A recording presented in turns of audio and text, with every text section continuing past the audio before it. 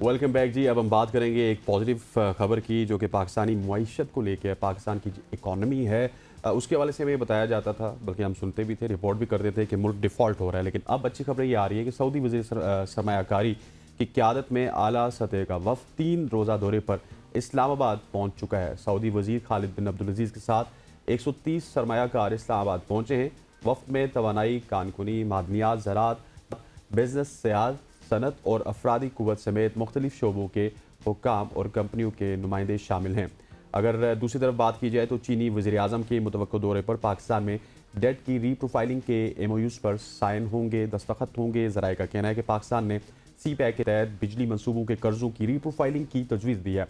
Date reprofiling से पाकिस्तान की मजमूई अदायगी का बोझ 1 अरब 22 करोड़ डॉलर बढ़ जाएगा। अदायगी में 5 साल तोसी से अदायगी का हुजम 15.4 अरब से बढ़कर 16.62 अरब डॉलर्स तक हो जाएगा। ज़राए के मुताबिक पाकिस्तान का प्राइवेट पावर इंफ्रास्ट्रक्चर बोर्ड और चीनी कंपनियां MOU पर दस्तखत करेंगी। ज़राए का यह भी कहना है कि डेट रीप्रोफाइलिंग में 3 साल तक चीन को अदायगी ना करने की तजवीज़ भी शामिल है और डेट रीप्रोफाइलिंग MOU की मंजूरी वफाकी काबीना से ली जाएगी। और ख्याल रहे कि शंघाई ताउन तंजीम का सरबराही इजलास 15 और 16 अक्टूबर को इस्लामाबाद में होगा, जिसमें चीनी वज़ीर आज़म भी शिरकत करेंगे और उनकी 11 साल बाद किसी भी चीनी वज़ीर आज़म का पहला दौरा पाकिस्तान होगा। बिल्कुल जी, ऐसा ही है। और ये तमाम तर मामलात जिनसे हसनैन ने आपको बड़े अच्छे अंदाज से आगाह किया है, उस पर बात करने के लिए शाहिद हमारे साथ मौजूद है। शाहिद, अस्सलाम वालेकुम, वेलकम टू द शो। जी वालेकुम सलाम। शायद ये बताइएगा कि जो सऊदी वफ्द इस वक्त पाकिस्तान आया है, उसके अलावा फिर हम फ्यूचर में एक्सपेक्ट करें कि चाइनीज़ प्राइम मिनिस्टर भी यहाँ पे आएंगे। अब इकोनॉमिकली देखा जाए तो पाकिस्तान की पोजीशन हमें लगता है कि अगर ये इन्वेस्टमेंट्स होती हैं, ये प्रोजेक्ट्स ये आगे बढ़ जाते हैं, तो ये डेवलपमेंट्स होने के बाद इकोनॉमिकली पाकिस्तान कहीं पर स्टैंड आउट करेगा। आपको ये पेशरफ्त कैसी लगती है सऊदी वफ्द वाली? देखिए, सऊदी अरब का जो वफद पाकिस्तान आज पहुंचा है, सऊदी वज़ीर तिजारत की सरबराही में रात से बल्कि पाकिस्तान में आया हुआ है और आज से उनकी एक्टिविटीज जो है वो स्टार्ट होनी है। तो ये पाकिस्तान की इकोनॉमी के लिए इंतहाई अहम मोड़ है इस वक्त। जब देखें कि IMF ने भी पाकिस्तान के लिए जो कर्ज प्रोग्राम है उसको उसकी मंजूरी दे दी है और पाकिस्तान को पहली किस्त मिल चुकी है।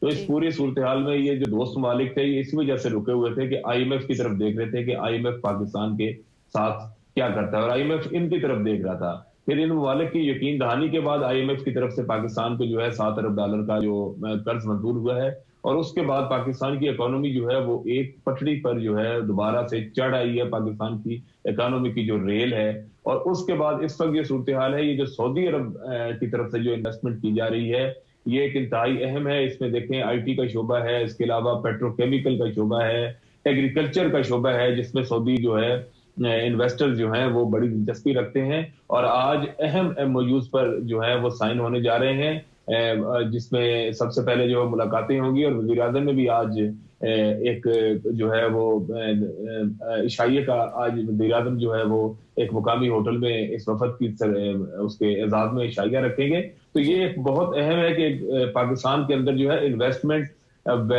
आना शुरू हो गई है। इसके बाद जो है जिस तरह आपने अभी जिक्र किया कि चीन के वज़ीर आज़म जिस तरह पाकिस्तान आ रहे हैं और पाकिस्तान के जो CPEC के तहत जो हमारे कर्जे थे उनकी प्रोफाइलिंग के हवाले से जो बात हो रही है, तो अगर ये हो जाता है तो मेरे ख्याल में पाकिस्तान के लिए कोई वजह ऐसी नहीं है कि पाकिस्तान की इकोनॉमी जो ग्रो ना करे और पाकिस्तान जो है वो तरक्की ना करे और पाकिस्तान के अंदर जो मुआशी इस्तेहकाम है वो आगे न चले। लेकिन इसके लिए एक छोटी सी बात यह है कि सियासी इस्तेहकाम होना पाकिस्तान के शाहिद साहब, मैं आपकी सारी बात बातों से एग्री करता हूँ, सियासी इस्तेहकाम भी होना चाहिए। लेकिन हम सऊदीया को या फिर किसी भी मुल्क को जब अपने मुल्क में बुलाएंगे इन्वेस्टमेंट के लिए, हम उनको ऑफर क्या कर रहे हैं? महंगी बिजली के साथ वो यहाँ से किस तरह चीज़ें प्रोड्यूस करेंगे?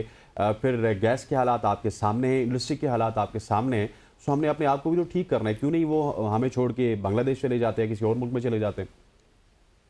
जी बिल्कुल, ये आपकी बात बिल्कुल जो बात आपने की ठीक बात की है। लेकिन इस वक्त हुकूमत जो है, हुकूमत ने एक स्पेशल कमेटी बनाई हुई है जो IPPs के साथ बात कर रही है और 5 IPPs को राजी भी कर लिया गया और शायद कुछ दिनों में उनके साथ ये एग्रीमेंट हो जाएगा कि IPPs जो हैं वो हुकूमत के साथ वायदा कर लेंगे और सस्ती बिजली देना शुरू हो जाएंगे।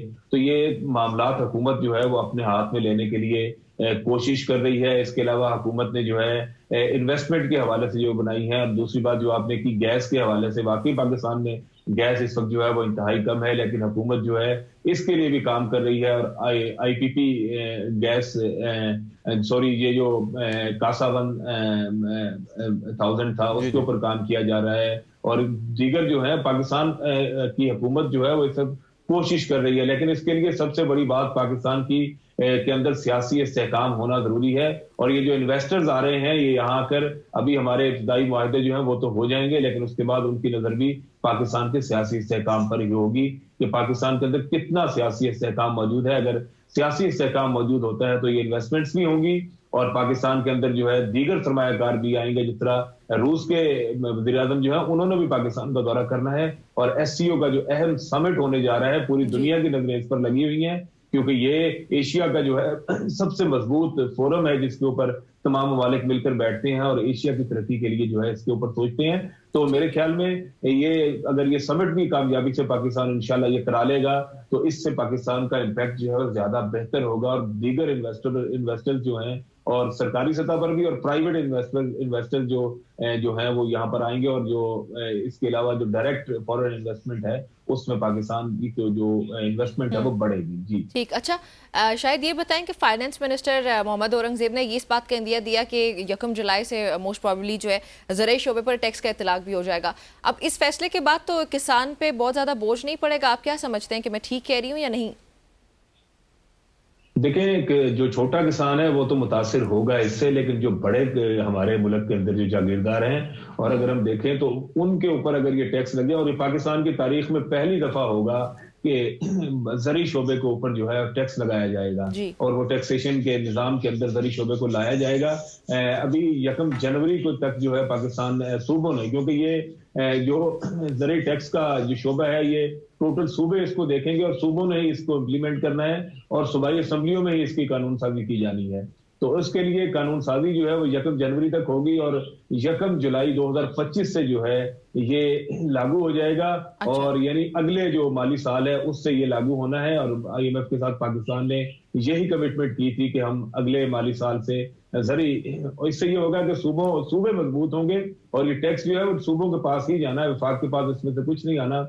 लेकिन ये है कि पाकिस्तान ये जो बड़े जागीरदार हैं अगर उनको टैक्स के निजाम में लाया जाता है, एक फैमिली जो है वो लाखों एकड़ और हजारों और सैकड़ों मुरब्बों को की मालिक है, और वो अगर उससे करोड़ों रुपए सालाना कमाती है तो उसको अगर टैक्स के नेट में लाया जाए, मेरे ख्याल में इसमें कोई मसला नहीं होगा। हाँ, छोटा किसान इससे जरूर मुतासिर होगा, ये बात आपने दुरुस्त की है, और उसको इस सिस्टम से निकालने के लिए जब कानून साजी होगी और ये मामला आगे बढ़ेगा और ड्राफ्ट तैयार किया जाएगा, तो मेरे ख्याल में हुकूमतें इस पर मिल बैठकर सोचेंगी भी, क्योंकि मुल्क के अंदर इस वक्त सियासी हुकूमतें कायम है, तो सियासी हुकूमतें जब उनको अवाम की तरफ रुजू करना है तो वो उस अच्छा, शायद मुझे ये बताइएगा कि कल आपकी वजीर खजाना से भी मुलाकात हुई, उस मुलाकात में और क्या क्या चीज़ें वजीर खजाना आपको बताते हुए नजर आए, क्योंकि देखा है हमने टैक्स के हवाले से वो बहुत ज़्यादा सख्तियाँ करना चाहते हैं।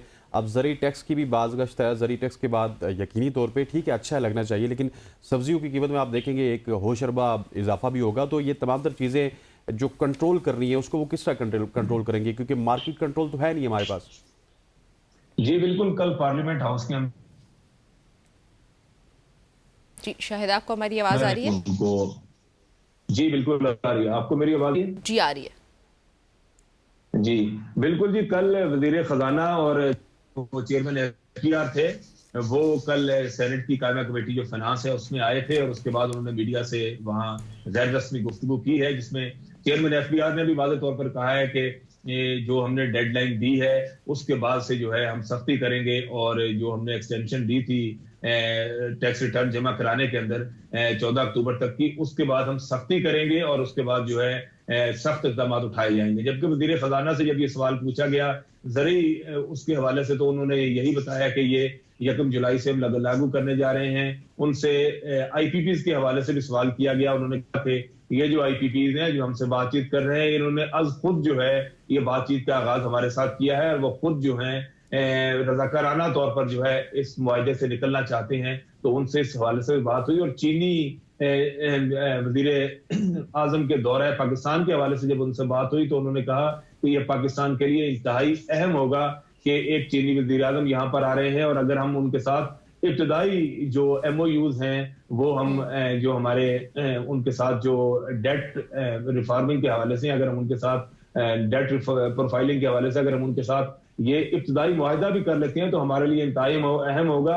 जो इसके अलावा जो हतमी मुआहदा है वो तो पूरे डेट के जो डॉक्यूमेंट्स हैं उनको देखने के बाद उनका तजिया करने के बाद होगा, लेकिन इब्तदाई तौर पर अगर चाइना इसके ऊपर रजामंद होता है तो ये पाकिस्तान की इकोनॉमी के लिए वज़ीर ख़ज़ाना का कहना था इंतहाई अहम मोड़ होगा और पाकिस्तान की इकोनॉमी आइंदा चंद सालों में जो है आपको तरक्की करती हुई और दुनिया के अहम ममालिक में माशी तौर पर पाकिस्तान शामिल होता हुआ नजर आएगा।